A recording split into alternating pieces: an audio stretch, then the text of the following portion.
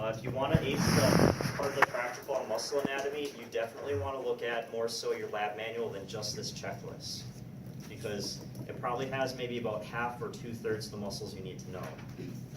So I'll run through the majority of these with you. You can make notes off to the side, and after that, I'll cut you guys loose. You can use the rest of the time to work on your new assignment or study for the lab practical next week. Just remember that after Monday next week, this lab is going to be locked most of the time because the practical will be set up. So use your time today wisely, and also Monday, if this lab is empty, feel free to come in and study a little bit. The schedule's on the outside of the door.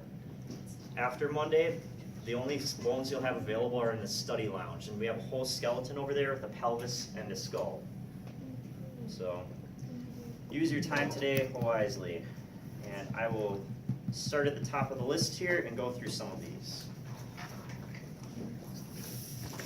So starting at the top, the frontalis, that would be on your forehead.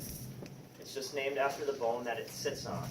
So your frontalis is right here, right on your forehead.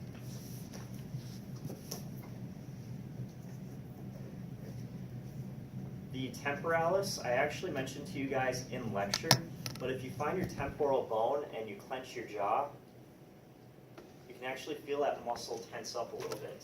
So your temporalis is on the side of your head over your temporal bone. It's right here.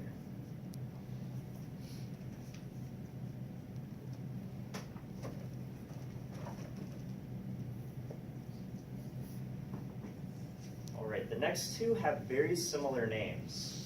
Now, the first word of them, orbicularis, it's referring to the shape of the muscle.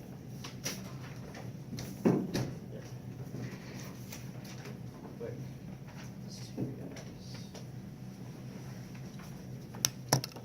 Just starting with the checklist. We're at the top. So the word orbicularis is referring to the shape. It means kind of a circular orbital shape. Orbicularis oculi is referring to the circular muscle surrounding your eye.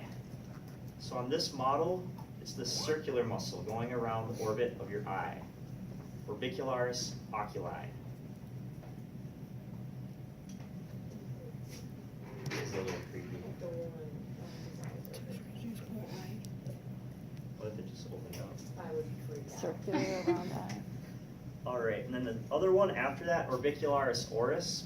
Oris is referring to the oral region, your mouth. So it's the circular muscle going around your mouth.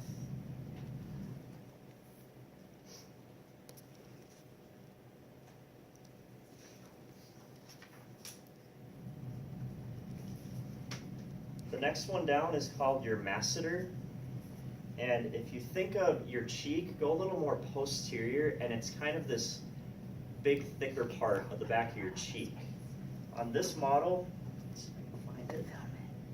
it's number 13, and you'll notice that the fibers run straight up and down. So it's number 13 on this model. The masseter helps with closing your jaw.